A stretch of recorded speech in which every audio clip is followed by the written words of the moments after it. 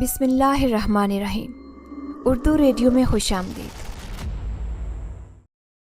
میرا نام شامیر ہے۔ میرا تعلق ایک چھوٹے سے گاؤں کے ایک کسان گھرانے سے ہے۔ جیسے کہ گاؤں میں اکثر ہوتا ہے، میرے ابا کسان تھے اور میری اماں ایک عام گھریلو سی خاتون۔ ابا کی اپنی زمین نہیں تھی، مگر وہ ٹھیکے پر زمین لیتے، جس سے جو بھی آمدن ہوتی اس کا آدھا حصہ تو ابا خود رکھتا، آدھا زمین کے مالک کو دے دیتا۔ یوں ہماری گزر بسر تو ہو جاتی، مگر گھر میں خوشحالی نہیں تھی، کیونکہ زمینوں سے ہونے والی آمدنی کا ایک بڑا حصہ تو کھیتی باڑی کے اخراجات میں لگ جاتا، جس کے نتیجے میں ابا کے پاس بہت کم پیسے بچتے، جس سے ہم سب کا گزارا بڑی مشکل سے ہوتا۔ ہم 4 بہن بھائی تھے۔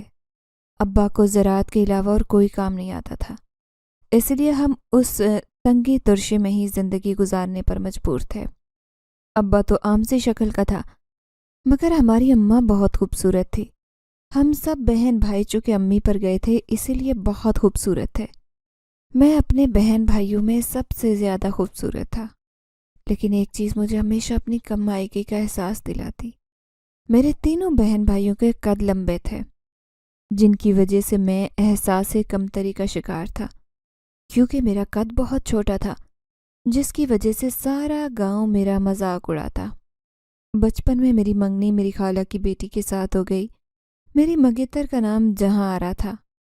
میں اور جہاں آرا ایک دوسرے سے بہت محبت کرتے تھے۔ ہم دونوں بچپن سے ہی ایک دوسرے کے ساتھ رہتے۔ ہماری ماؤں نے ہماری منگنی تب کر دی جب میں صرف 4 سال کا تھا اور جہاں آرا محض 2 سال کی۔ ابا اور خالو بھی اس منگنی سے بہت خوش تھے، مگر میں نہ جانے کیسی عجیب سی قسمت لے کر پیدا ہوا تھا۔ 15 سال کی عمر تک تو سب کچھ ٹھیک رہا، مگر اس کے بعد میرا قد نہیں بڑھا۔ جب میں 20 سال کا ہو چکا تو میرا قد پھر بھی نہیں بڑھا۔ میں اپنے دوسرے ہم عمر لڑکوں سے قد میں بہت پیچھے رہ گیا۔ تو اماں ابا کو بھی اس بات سے بڑی پریشانی ہوئی اور وہ دونوں مجھے ڈاکٹرز کے پاس بھی لے گئے، مگر کوئی فائدہ نہیں ہوا۔ ڈاکٹروں کا کہنا تھا کہ جیسے جیسے وقت گزرتا جائے گا یہ مسئلہ خود بخود ٹھیک ہوتا جائے گا، مگر ڈاکٹروں کی یہ بات محض ایک اندازہ ہی ثابت ہوئی، کیونکہ میرا قد نہ بڑھنا تھا نہ بڑھا، اور اسی وجہ سے میں شدید قسم کے احساس محرومی کا شکار ہو گیا تھا۔ اکثر لڑکے مجھے بونا اور چھوٹو کہہ کر مخاطب کرتے تھے۔ لڑکیاں مجھے دیکھ کر ایک دوسرے کے ساتھ خسر پسر کرتی اور ہنس پڑتی۔ میں تڑپ کر رہ جاتا، میرا دل خون کے آنسو روتا، مگر میں اپنے ہونٹوں پر مسکراہٹ سجائے گزر جاتا۔ میرا ایک چچا زاد تو مجھے اتنا تنگ کرتا کہ حد نہیں۔ وہ مجھے ہمیشہ بونا کہہ کر مخاطب کیا کرتا۔ در حقیقت وہ مجھ سے بہت جلتا تھا، کیونکہ میری تمام تر کمیوں اور عیبوں کے باوجود جہاں آرا مجھ سے محبت کرتی تھی۔ گاؤں میں میل ملاقاتوں کے موقع تو بہت کم ملتے، اسی لیے ہم کبھی کبھار کسی شادی وغیرہ یا کسی تقریب میں ہی ملتے۔ 5 سال پہلے میں نے اس سے اظہار محبت کیا تھا۔ اس کی طرف سے بھی میری حوصلہ افزائی ہی ہوئی تھی، لیکن اب کچھ دن سے اس کے رویے میں تبدیلی آ رہی تھی۔ کتنی بار جہاں آرا نے اپنی چھوٹی بہن کے ہاتھوں پیغام بھجوایا کہ وہ مجھ سے ملنا چاہتی ہے، مگر میں مسلسل اس کے پیغام کو نظر انداز کرتا رہا، کیونکہ میں اس بات سے ڈرتا تھا کہ کہیں وہ مجھ سے شادی سے انکار نہ کر دے۔ میں نے اسے بہت چاہا تھا، اس کے ساتھ پوری زندگی گزارنے کا خواب دیکھا تھا۔ میں اتنی آسانی سے دستبردار نہیں ہو سکتا تھا۔ میں اپنے کمرے میں بیٹھا انہی سوچوں میں گم تھا، جب کمرے میں اماں داخل ہوئی اور چپ چاپ میرے پاس بیٹھ گئی۔ ان کے چہرے پر اداسی نظر آ رہی تھی۔ کیا ہوا اماں، سب ٹھیک تو ہے؟ میں نے پوچھا۔ ارے کیا خاک ٹھیک ہے بیٹا، جس لڑکی کو میں نے اپنے گھر لانے کا خواب دیکھا تھا، وہی لڑکی آج کسی اور کے گھر کی بہو بننے والی ہے۔ میں اچھل کر بیٹھ گیا۔ کیا کہہ رہی ہو اماں؟ کیا مطلب ہے تمہاری اس بات کا؟ میں نے پریشانی سے کہا۔ جہاں آرا کا کسی اور کی ہو جانے کا تصور ہی میرے لیے ناقابل برداشت تھا۔ میری بات سن کر اماں دوپٹے سے آنسو پونچھتے ہوئے بولی، سچ ہی تو کہہ رہی ہوں، بھائی صاحب کے پاس گئی تھی شادی کی تاریخ لینے، مگر وہ آناکانی کر رہے۔ عارف کا رشتہ بھی آیا ہے جہاں آرا کے لیے، ان کا جھکاؤ عارف کی طرف ہے۔ اماں نے مجھے بتایا تو مجھے شدید غصہ آیا۔ خالو جان میرے ساتھ ایسا کیسے کر سکتے تھے؟ اس منگنی پر تو وہ بھی راضی تھے، اب کیا ہوا؟ اور عارف کے گھر والے کیا نہیں جانتے کہ جہاں آرا میری منگیتر ہے؟ وہ اس کا رشتہ کیسے مانگ سکتے ہیں؟ وہ سب جانتے ہیں شامیر، مگر اس کے باوجود عارف نے جہاں آرا کا ہاتھ مانگا ہے۔ تیرا خالو ان کی معاشی حالت کی وجہ سے ہم سے آنکھیں بدل رہا ہے۔ وہ امیر ہے اور ہم غریب، فرق تو کرے گا نا وہ؟ اماں نے بھرائی آواز میں کہا تو میں چپ کر رہ گیا۔ یہ بات وہ غلط نہیں کہہ رہی تھی۔ خالو مجھ جیسے کنگال کے ہاتھ میں اپنی لاڈ پیار میں پلنے والی بیٹی کا ہاتھ یوں آنکھیں بند کر کے نہیں دے سکتا تھا۔ میرے پاس کوئی نوکری تو تھی نہیں، پڑھنے لکھنے میں بھی کوئی خاص دلچسپی نہیں تھی مجھے، اس لیے میٹرک کے بعد پڑھائی چھوڑ دی۔ میں ابا کا ہاتھ بٹاتا، کھیتی باڑی کرنے میں اچھا تھا، مگر ٹھیکے پر لی گئی زمین سے ہماری محنت کے باوجود کوئی خاص آمدنی نہیں ہو رہی تھی۔ اب تو قرضہ بھی لینا پڑ رہا تھا اور اس کی واپسی کی کوئی صورت بھی نظر نہیں آتی تھی۔ دوسری طرف میرے مقابلے میں عارف کا پلڑا بھاری تھا۔ وہ میرے تایا کا بیٹا تھا، ابا کی نسبت زیادہ تایا سمجھدار اور عقل مند تھے۔ زمین جائیداد تو پہلے بھی ان کے پاس نہیں تھی، مگر انہوں نے اس گاؤں میں رہنے کے بجائے شہر جا کر کمانے کو ترجیح دی۔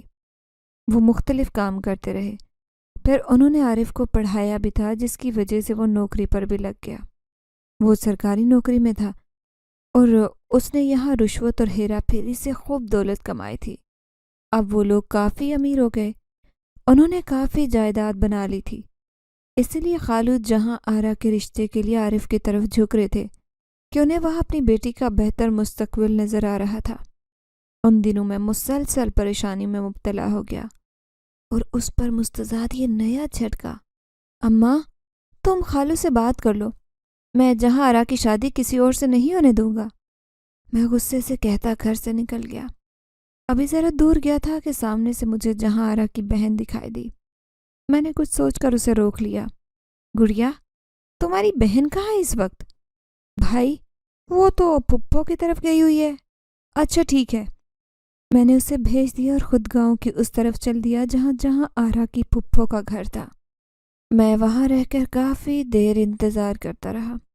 جب جہاں آرا دکھائی دی تو میں جلدی سے اس کے راستے میں کھڑا ہو گیا۔ کیا بات ہے شاہ میر، یوں میرے راستے میں کیوں کھڑے ہو گئے ہو؟ ہٹو سامنے سے، مجھے دیر ہو رہی ہے۔ جہاں آرا اجنبی سے لہجے میں بولی۔ تم خود ہی تو بار بار گڑیا کے ہاتھ پیغام بھیج رہی تھی۔ میں نے غور سے اسے دیکھتے ہوئے پوچھا۔ نہ جانے مجھے ایسے کیوں محسوس ہوا کہ یہ جہاں آرا پہلے والی نہیں رہی۔ ہاں، میں نے بلایا تھا یہ کہنے کے لیے کہ میرا باپ میری تم سے شادی نہیں کرنا چاہتا۔ اس نے نظریں چرا کر کہا تو میں تڑپ کر رہ گیا۔ اس کے انکار نے میرا دل مٹھی میں لے لیا۔ تو کیا تم بھی مجھ سے شادی نہیں کرنا چاہتی؟ بس اتنی محبت کرتی تھی تم مجھ سے؟ میں نے اب کی بار اس کی آنکھوں میں آنکھیں ڈال کر کہا تھا۔ اس کے حسین چہرے پر کرب نظر آنے لگا۔ میرے بس میں نہیں ہے کچھ بھی، خدا گواہ ہے میں نے تم سے محبت کی ہے، تمہارے علاوہ اور کسی کے بارے میں سوچا تک نہیں۔ جہاں آرا نے بے بسی سے کہا۔ مجھے معاف کر دو جہاں آرا، میرا مقصد تمہاری دل آزاری کرنا نہیں تھا۔ میں تم سے بہت محبت کرتا ہوں، تمہیں کسی اور کا ہوتے نہیں دیکھ سکتا۔ اس سے پہلے کہ تمہاری شادی خالو عارف کے ساتھ کر دیں، میں اپنی جان لے لوں گا۔ اس عارف کے ساتھ تمہیں رخصت ہوتے نہیں دیکھ سکتا میں غصے میں کہنے لگا۔ نہیں شامیر، تم ایسا کچھ نہیں کرو گے۔ اگر تم نے ایسا کچھ کیا تو میں بھی مر جاؤں گی۔ جہاں آرا رونے لگی۔ میں اس کے آنسو نہیں دیکھ پا رہا تھا، اسی لیے خاموشی سے منہ موڑ کر چل دیا۔ شامیر، شامیر میری بات تو سنتے جاؤ، شامیر۔ وہ آوازیں دیتی رہی لیکن میں نہیں رکا۔ میں جہاں آرا سے بہت پیار کرتا تھا، اسے اس طرح آنسو بہاتے دیکھنا میرے لیے بہت مشکل تھا، اسی لیے میں وہاں اس سے مزید کوئی بات سنے بغیر چلا آیا۔ کاش کہ میرے بابا کے پاس بھی بہت ساری دولت ہوتی تو آج میں اس طرح بے بس نہ ہوا ہوتا۔ یہی سوچتے ہوئے میں گھر جانے لگا۔ میں نے جیسے ہی صحن عبور کیا، سامنے ہی برآمدے میں ایک عجیب سے حلیے والی عورت بیٹھی تھی جس کا لباس جگہ جگہ سے پھٹا ہوا تھا۔ اللہ کے نام پر ایک روٹی دے دو، وہ عورت میری ماں سے بولی۔ اماں نے ابھی کچھ کہنے کے لیے لب کھولے ہی تھے کہ دروازے سے ابا کو داخل ہوتے دیکھ کر چپ ہو گئی۔ ابا کی جیسے ہی اس پر نظر پڑی، وہ سخت غصے میں کہنے لگا، تم جیسے ڈھونگی عورتوں کو بھیک مانگنے کے علاوہ اور کوئی کام نہیں آتا؟ نکلو یہاں سے، کوئی روٹی نہیں ہے یہاں۔ ابا نے اسے جھڑکنا شروع کر دیا۔ عورت نے عجیب سی نظروں سے مجھے دیکھا اور چپ چاپ وہاں سے نکل گئی۔ ابا بڑبڑاتے اندر چلے گئے۔ میں خاموشی سے اٹھ کر اندر کچن میں چلا آیا، جہاں میں نے اپنے حصے کی 2 روٹیاں نکالی اور تیزی سے گھر سے باہر نکل آیا۔ سامنے ہی سرسوں کے کھیت کے پاس پیپل کے درخت کے نیچے وہ عورت بھی موجود تھی۔ میں تیز قدم بڑھاتا عورت کے قریب بیٹھ گیا، خاموشی سے اس کے سامنے کھانا رکھ دیا۔ اس نے ایک جھٹکے سے اپنا سر اٹھایا اور میری طرف دیکھا۔ مجھے اس کی آنکھیں دیکھ کر عجیب سا احساس ہوا، جیسے یہ آنکھیں کسی غیر انسانی مخلوق کی ہوں۔ میں نے دل ہی دل میں سوچتے ہوئے پھر اس کی طرف دیکھا۔ وہ عورت ندیدوں کی طرح روٹی کھانے لگی تھی۔ میں خاموشی سے اس کے فارغ ہونے کا انتظار کرنے لگا۔ دل میں ڈر بھی رہا تھا۔ میں اپنی سوچوں میں گم تھا کہ اچانک اس عورت کی آواز سنائی دی۔ میں نے اس کی طرف دیکھا۔ وہ اپنے پاس موجود ایک پوٹلی میں سے کچھ نکال رہی تھی۔ جب اس نے اپنا ہاتھ باہر نکالا تو میں اس کے ہاتھ میں موجود ایک سوکھا ہوا پھل دیکھ کر حیران رہ گیا۔ یہ تربوز سے ملتا جلتا پھل تھا۔ پہلے تو مجھے یہ تربوز ہی لگا، لیکن جب اس عورت نے اسے میری طرف بڑھایا تو وہ سیاہ رنگ کا کچھ مختلف پھل تھا۔ میں نے ہچکچاتے ہوئے کہا، یہ کیا ہے؟ اس کو اپنے گھر کی مٹی میں دبا دو، جو چاہو گے وہ ملے گا۔ اس عورت نے مسکراتے ہوئے کہا۔ میں نے حیران سی نظروں سے اسے دیکھا، لیکن اس سوکھے پھل سے مجھے کیا ملے گا؟ آخر یہ ہے کیا چیز؟ اسے تم قسمت کا پھل کہہ سکتے ہو۔ یہ پھل بڑی قسمت والوں کے ہاتھ لگتا ہے۔ اس نے بڑی پراسرار سی آواز میں کہتے ہوئے وہ پھل میری طرف بڑھایا۔ اچھا، تم کہتی ہو تو ٹھیک ہے، میں مان لیتا ہوں، لیکن مجھے اپنی قسمت پر اب کوئی خاص اعتبار نہیں رہا، بلکہ قسمت تو مجھ سے میری قیمتی ترین متاع بھی چھین لینے کے در پہ ہے۔ میں نے افسردگی سے کہتے وہ پھل لے لیا اور گھر کی طرف بڑھنے لگا۔ ذرا آگے جا کر پتہ نہیں کس خیال کے تحت مڑ کر دیکھا، لیکن میں اس وقت دم بخود رہ گیا جب پیچھے مڑ کر دیکھا اور اس فقیرنی کو وہاں سے غائب پایا۔ اتنی جلدی وہ کہاں چلی گئی؟ انسان تھی یا کوئی جن تھی؟ آخر وہ اتنی جلدی کہاں جا سکتی ہے؟ خیر، میں ان ساری سوچوں سے پیچھا چھڑانے کی کوشش کرتے وہاں سے گھر کی طرف بڑھنے لگا۔ اب مجھے رات کا انتظار تھا کہ میں وہ عجیب سا پھل مٹی میں دبا سکوں۔ جیسے ہی اندھیرا چھایا میری بے چینی بڑھتی گئی۔ میں نے اس رات جلدی جلدی کھانا کھایا اور چپکے سے اپنے کمرے میں چلا آیا۔ اب مجھے سب کے سونے کا انتظار تھا۔ رات 10 بجے تک سب گھر والے گہری نیند میں گم ہو چکے تھے۔ گاؤں میں لوگ بہت جلدی سو جایا کرتے ہیں۔ تقریباً رات کے 12 بجے ہوں گے کہ میں کپڑے میں لپیٹ کر وہ پھل لے کر باہر نکلا اور پچھلے صحن میں آ گیا۔ کچھ دیر تک میں سانس روک کر کھڑا رہا، آس پاس سن گن لینے کی کوشش کی کہ کہیں کوئی جاگا ہوا تو نہیں ہے۔ جب میں نے اچھی طرح سے اس بات کا اطمینان کر لیا کہ سب لوگ سوئے ہوئے، میں نے صحن کے کونے میں موجود مٹی کھودنے والا بیلچہ ہاتھ میں لیا اور مٹی کھودنا شروع کر دی۔ جیسے جیسے گڑھا کھودتا جا رہا تھا میرے ہاتھ میں موجود بیلچہ بھاری ہوتا جا رہا تھا۔ ایسے لگ رہا تھا کوئی نادیدہ طاقت مجھے مٹی کھودنے سے روکنے کی کوشش کر رہی ہے۔ میں چاہتا تھا کہ اس پھل کو اس قدر گہرائی میں دفن کروں کہ اس کے باہر نکلنے کا امکان ہی نہ رہے، مگر ایسا لگ رہا تھا جیسے مجھے اپنے ارادے میں کامیابی نہیں مل رہی، کیونکہ میرے ہاتھ شل ہوتے جا رہے تھے۔ ہلکا سا بیلچہ جیسے منو بھاری ہو رہا تھا۔ میرے دل پر خوف طاری ہونے لگا۔ یہ کیا ہو رہا تھا؟ جب مزید کھودنے کی طاقت نہیں رہی تو میں نے بیلچہ پھینکا اور وہ پھل اٹھایا جو فقیرنی نے مجھے دیا تھا۔ ایک بار میں پھر بہت پریشان ہو گیا کیونکہ وہ پھل بھی بہت وزنی ہو گیا تھا۔ خیر، جیسے تیسے میں نے وہ پھل اٹھایا اور اس چھوٹے سے گڑھے میں لڑکا دیا۔ میں پسینے میں شرابور ہو کر رہ گیا۔ بامشکل گڑھا پاٹا اور ہانپتا کانپتا گھر آ کر چارپائی پر گر گیا۔ معلوم نہیں یہ کیسا پھل ہے؟ وہ فقیرنی نہ جانے کون تھی اور اتنی جلدی کیسے غائب ہو گئی؟ کہیں یہ سب کوئی دھوکہ تو نہیں تھا؟ بڑی عجیب باتیں تھیں جن کے بارے میں سوچتے میں سو گیا۔ رات کا جانے کون سا پہر تھا جب مجھے محسوس ہوا کہ میرے کانوں میں کوئی سرگوشیاں کر رہا ہے۔ نیم غنودگی کے عالم میں میں چند لمحے تک ان آوازوں کو وہم سمجھتا رہا، مگر رفتہ رفتہ یہ آوازیں واضح ہوتی گئی۔ کوئی گمبھیر سی آواز میں کہہ رہا تھا، وہ پھل ہمارا ہے، یہ ہمیں واپس کر دو۔ بن بناہٹ جیسے ہی آوازیں تیز ہوتی جا رہی تھی۔ میرا دل دھڑکنے لگا۔ یکایک ایسے لگا جیسے زلزلہ آ گیا ہو۔ میری چارپائی بری طرح سے ہلنے لگی۔ مجھے ایسے محسوس ہوا جیسے میری چارپائی کے نیچے کوئی بہت گہرا گڑھا ہو اور میں رفتہ رفتہ اس میں دھنستا جا رہا ہوں۔ میں نے خود کو سنبھالنے کی کوشش کی اور چارپائی سے نکلنے کے لیے ہاتھ پاؤں مارنے لگا۔ اچانک ہی میں چارپائی سے نیچے گر گیا اور اس کے ساتھ ہی وہ زلزلہ یا جو کچھ بھی تھا وہ رک گیا۔ میں نے سکون کی سانس لی۔ میں نے اس بارے میں گھر میں کسی اور کو نہیں بتایا کیونکہ مجھے یقین تھا کہ وہ کوئی زلزلہ نہیں تھا بلکہ وہ اسی پھل کی وجہ سے ہوا تھا۔ یہ چند دن بعد کا واقعہ ہے۔ گھر میں اکیلا تھا۔ اس دن سب گھر والے ایک رشتہ دار کے گھر گئے ہوئے تھے۔ ان کی طبیعت ٹھیک نہیں تھی۔ میں ہمیشہ اپنے رشتہ داروں سے کم ہی ملنے جاتا تھا۔ دوپہر کا ٹائم تھا۔ میں نے اپنے لیے کپ چائے بنائی اور برآمدے میں بیٹھ گیا۔ تبھی مجھے اپنی پیٹھ پر کسی کے ہاتھ کا لمس محسوس ہوا۔ میں نے فوراً گردن موڑ کر پیچھے دیکھا۔ خالی دیوار کے سوا کچھ نہیں تھا۔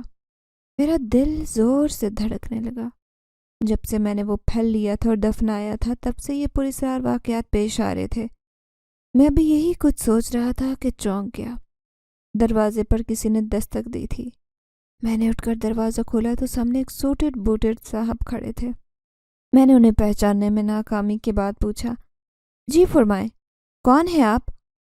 میرا نام بیرسٹر امجد ملک ہے۔ میں سلطان احمد سے ملنے آیا ہوں۔ اس نے میرے ابا کا نام لیا تو میں نے غور سے دیکھا۔ یہ شخص نہ تو میرے ابا کے دوستوں میں سے تھا اور نہ ہی میں نے اس کو ان کی جان پہچان کے لوگوں میں دیکھا تھا۔ جی وہ تو نہیں ہے، میں ان کا بیٹا ہوں شاہ میر۔ آپ مجھے بتائیں کیا کام ہے ان سے آپ کو؟ میں نے ان سے پوچھا تو چند لمحے سوچنے کے بعد بولے، بیٹے بات بہت اہم ہے، آپ کے والد صاحب سے ہی کرنی ہے۔ وہ کب تک آ جائیں گے؟ انہوں نے سوال پوچھا۔ وہ تھوڑی دیر تک آ جائیں گے، آپ اندر بیٹھیں۔ میں نے انہیں اندر بٹھایا۔ تھوڑی دیر بعد ابا بھی آ گئے۔ بیرسٹر صاحب نے ہمیں جو خبر سنائی وہ ہمارے لیے بے حد حیران کن تھی۔ ہمارے دور کے کسی رشتہ دار نے جس دنیا میں بالکل اکیلے تھے اور کسی اور شہر میں رہائش پذیر تھے، ان کا انتقال ہو گیا تھا اور انہوں نے اپنی ساری جائیداد ابا کے نام کر دی تھی۔ مجھے یقین نہیں آ رہا تھا کہ یہ سب کچھ بھی ممکن ہے۔ کہاں تو ہمارے گھر 2 وقت کھانے کے لالے پڑے ہوتے تھے اور کہاں اللہ نے بیٹھے بٹھائے مالا مال کر دیا۔ اب ہم امیر ہو گئے تھے۔ گاؤں میں جس کو پتہ چل رہا تھا وہ مبارکبادیں دینے آ رہے تھے۔ اگلی رات میں سو رہا تھا مگر نیند آنکھوں سے کوسوں دور تھی۔ اسی وقت اچانک ایک عجیب آواز سنائی دی۔ مجھے یوں لگا جیسے ہمارے گھر کے مغربی کونے سے کوئی بھاری بھرکم شخص چھت پر چڑھا ہے اور اس کے وزنی قدم رکھنے کی آواز ہے۔ میں بھی پوری طرح چونکا نہیں تھا کہ اس شخص نے اپنا دوسرا قدم بھی چھت پر رکھ دیا۔ لیکن یہ کیا؟ اس کا دوسرا قدم سیدھا میرے کمرے کے اوپر آ کر پڑا۔ یہ خاصی لرزہ خیز بات تھی کیونکہ ان 2 قدموں کے درمیان کوئی 30 فٹ کا فاصلہ تھا۔ پچھلے کمرے اور میرے کمرے کے درمیان کم از کم 30 فٹ کا فاصلہ تھا۔ میری تو سٹی گم ہو گئی۔ یہ کیسی دیو قامت بلا تھی جس کا ایک ہی قدم 30 فٹ کا تھا؟ کچھ بھی سمجھ نہیں آیا مجھے۔ میں نے کچھ دیر انتظار کیا کہ اب کیا ہوتا ہے، لیکن اس کے بعد کچھ نہیں ہوا۔ بالکل خاموشی طاری ہو گئی۔ میں نے آیت الکرسی پڑھ کر اپنے کمرے کے چاروں کونوں میں پھونکا اور ڈرتے ڈرتے چارپائی پر لیٹ گیا۔ ابھی تھوڑی دیر ہوئی تھی کہ کھڑکی کھلی ہوئی تھی۔ آدھی رات کا وقت ہوگا کہ اچانک گلی کے جنوبی سرے سے مجھے ایسی آواز آئی جیسے کوئی کسی کو بلند آواز سے پکار رہا ہو۔ اوو! میں حیران ہوا کہ رات کے اس پہر سناٹے میں کوئی کیوں یہ آواز لگا رہا ہے، لیکن ابھی میں سوچ رہا تھا کہ پھر سے وہی پکار سنائی دی۔ پہلی آواز نے تو مجھ پر کوئی اثر نہیں ڈالا، لیکن دوسری آواز پر میں لرز کر رہ گیا۔ گلی میں ہمارا گھر بالکل درمیان میں تھا۔ ہمارے دونوں طرف 6 گھر تھے اور گلی تقریباً 300 فٹ لمبی تھی۔ یہ آواز اب گلی کے دوسرے کونے سے سنائی دے رہی تھی، یعنی وہی پکارنے والا ایک ہی لمحے میں 300 فٹ دور پہنچ کر پھر آواز دے رہا تھا۔ یا اللہ! میری ریڑھ کی ہڈی میں خوف کی لہر دوڑ گئی۔ میں نے جلدی سے کھڑکی بند کی، لائٹ آف کی اور کمبل اوڑھ کر لیٹ کر سو گیا۔ اسی دن صبح کو مجھے میری زندگی کی سب سے بڑی خوشخبری ملی تھی۔ خالو جان جہاں آرا کے ساتھ میری شادی کے لیے تیار ہو گئے۔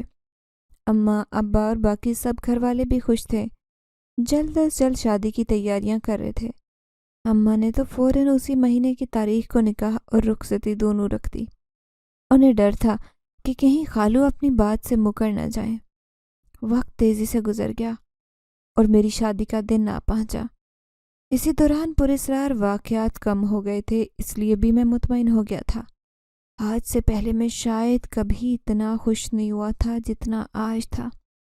آج میں ایک نئی زندگی کا آغاز کرنے جا رہا تھا، ایک نئے ہم سفر کے ساتھ جو میری بچپن کی محبت بھی تھی۔ یہ سفر کتنا خوبصورت ہوگا، میں یہ سوچ کر مسکرا دیا اور اندر کی طرف قدم بڑھا دیے۔ اسی وقت زور سے بجلی کڑکی، میں سہم گیا۔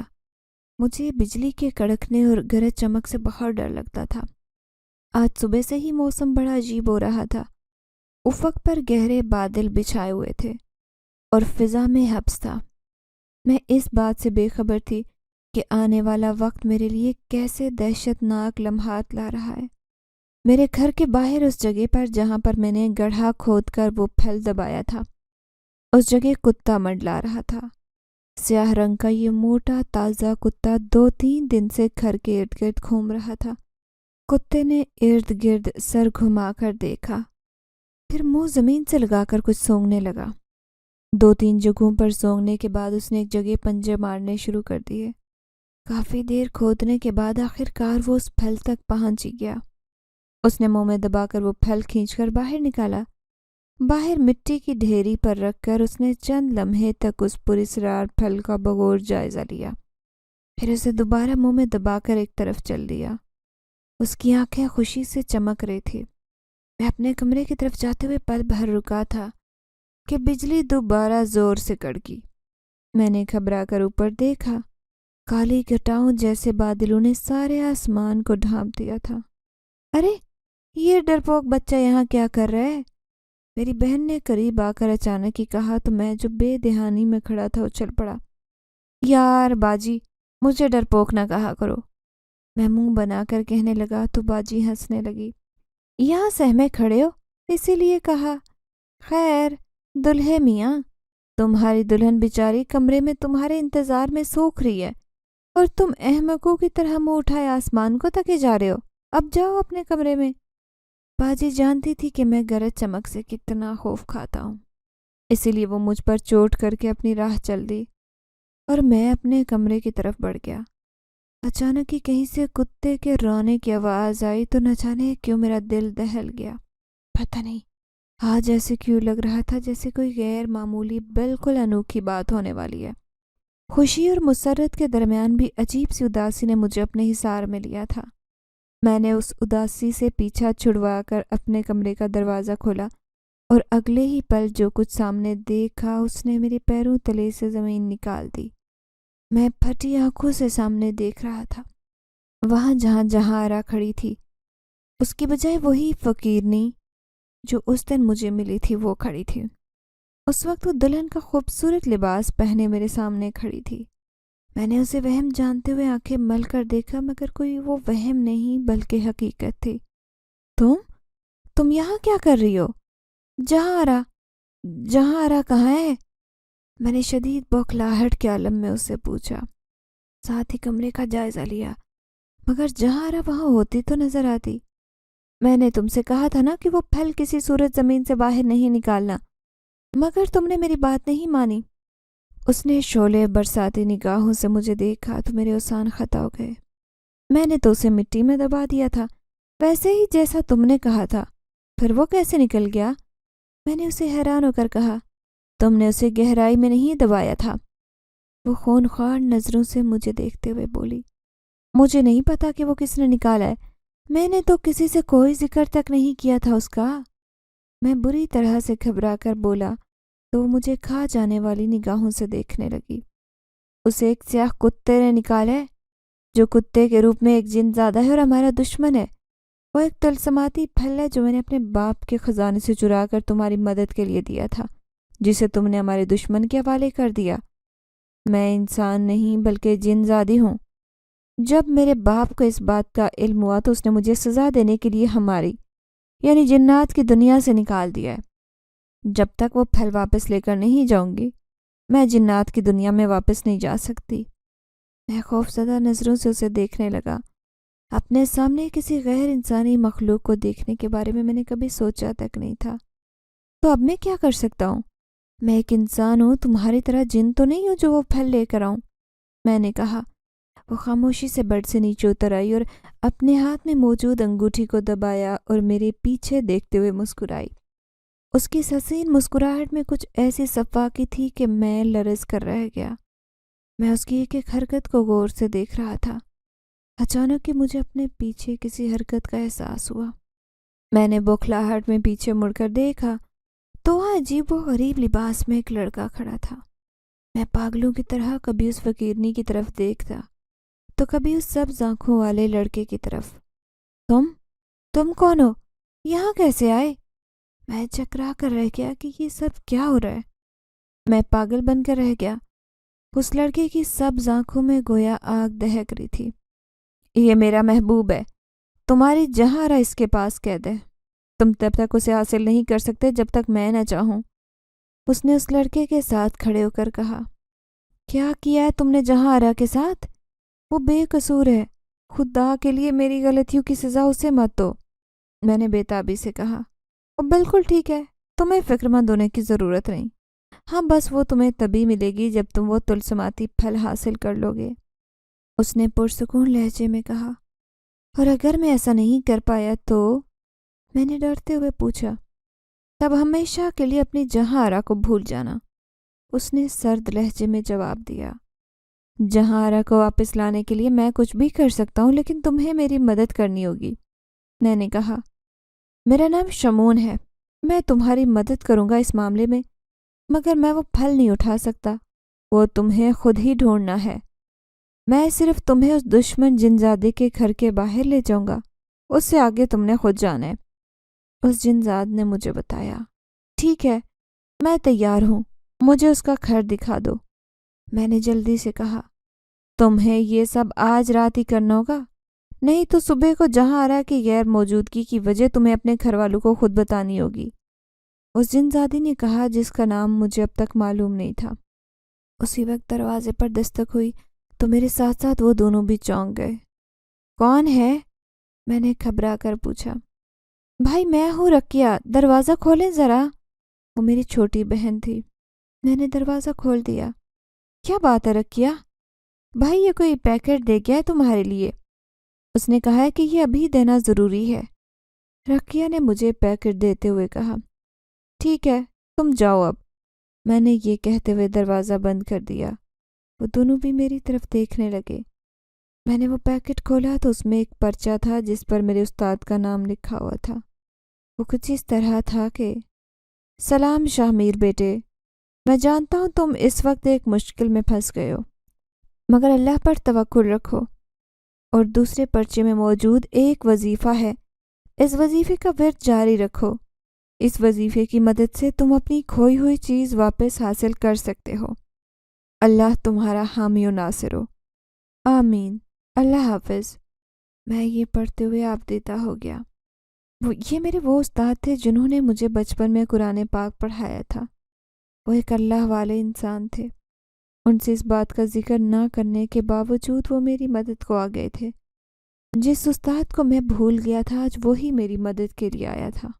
میں نے جلدی سے دوسرا پرچہ کھولا، اس پر لکھا گیا وظیفہ پڑھنا شروع کر دیا، اور اس شمون سے کہا کہ مجھے اس جنزادے کا گھر دکھا دو۔ شمون نے میرا ہاتھ پکڑا اور مجھے آنکھیں بند کرنے کے لیے کہا۔ میں ڈر بھی بہت رہا تھا، دل ہی دل میں یہ سوچتے ہوئے کہ کسی جنزادے سے وہ طلسماتی پھل کیسے حاصل کروں گا، لیکن اب تو جان پر بھی کھیل کر وہ واپس حاصل کرنا تھا۔ خیر، ورنہ میں جہاں آرا کو ہمیشہ کے لیے کھو دیتا۔ میں نے آنکھیں بند کر لیں تو مجھے زور کا جھٹکا لگا۔ میں نے اپنی آنکھیں کھولی تو میں ایک عجیب سی جگہ پر موجود تھا، جس کے ایک طرف چاند کی روشنی میں پانی کا چمکتا ہوا تالاب نظر آ رہا تھا، اس کے قریب ایک کھنڈر نما قلعہ موجود تھا۔ مجھے شمون کہیں بھی نظر نہیں آیا۔ شاید وہ واپس چلا گیا تھا۔ میں دھڑکتے دل سے آگے بڑھنے لگا۔ جیسے جیسے اس قلعے کے قریب آتا جا رہا تھا ویسے ویسے یہ جگہ بہت خوفناک دکھائی دے رہی تھی۔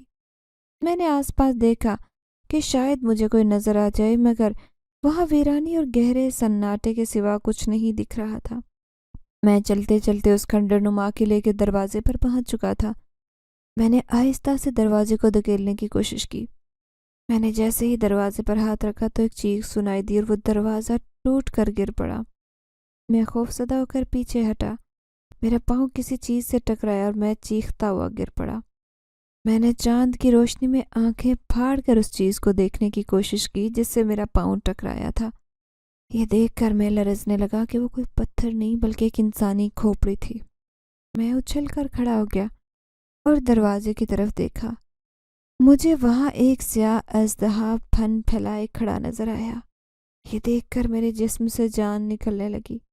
تبھی مجھے اپنے استاد کی آواز سنائی دی، شاہ میر، ہمت کرو۔ میں نے بے اختیار خود کو سنبھالنے کی کوشش کی اور وہ قرآن آیات پڑھنے لگا جو مجھے میرے استاد نے بتائی تھی۔ تھوڑی دیر بعد وہ سیاہ اژدہا وہاں سے غائب ہو گیا۔ میں نے ڈرتے ڈرتے اندر قدم رکھا اور ٹوٹے ہوئے کمرے میں پہنچ گیا جس میں جگہ جگہ بہت سارے جالے نظر آ رہے تھے۔ میں نے وہاں ایک چوکور تختہ دیکھا جو سرخ رنگ کا تھا۔ یہ ایک دیوار کے کونے میں موجود تھا۔ میں نے اسے کھولنے کی کوشش کی۔ کافی دیر زور لگاتا رہا، آخر اسے کھولنے میں کامیاب ہو گیا۔ نیچے اسی سرخ رنگ کی سیڑھیاں جاری تھی۔ میں نے اللہ کا نام لیا اور سیڑھیوں پر قدم رکھ دیا۔ وہاں پر ایک سیاہ رنگ کے کتے کا مجسمہ بنا ہوا تھا جس کی زبان سے خون ٹپک رہا تھا۔ مجھے اپنی ریڑھ کی ہڈی میں سرد سی لہر دوڑتی ہوئی محسوس ہوئی۔ میں تذبذب میں مبتلا ہو گیا۔ مجھے سمجھ نہیں آ رہی تھی کہ میں کیسے وہ طلسماتی پھل حاصل کروں اور کس طرح اس کھنڈر میں سے باہر نکل سکتا ہوں۔ مجھے ان بھول بھلیوں میں آئے ہوئے 3 گھنٹے گزر چکے تھے۔ مجھے ابھی تک وہ پھل کہیں نہیں ملا تھا جس کے لیے میں اپنی جان مصیبت میں ڈال چکا تھا۔ وقت گزرتا جا رہا تھا۔ مجھے اب تک کوئی کامیابی حاصل نہیں ہوئی۔ میں نے غور سے کتے کے مجسمے کو دیکھا تو محسوس ہوا کہ وہ حرکت کر رہا ہے۔ کوئی اور موقع ہوتا تو شاید ایک مجسمے کو حرکت کرتے دیکھ کر میں ورطہ حیرت میں مبتلا ہو جاتا، مگر اس وقت میں کسی عام سے گھر میں نہیں بلکہ ایک جن زادے کے گھر میں تھا، اور یہاں حیران کرنے کے لیے بہت کچھ تھا۔ خوش آمدید آدم زاد، وہ غراتی ہوئی بھاری آواز سن کر میں ڈر گیا تھا۔ میں نے ادھر ادھر دیکھا مگر بولنے والا کوئی نظر نہیں آیا۔ کون ہو تم؟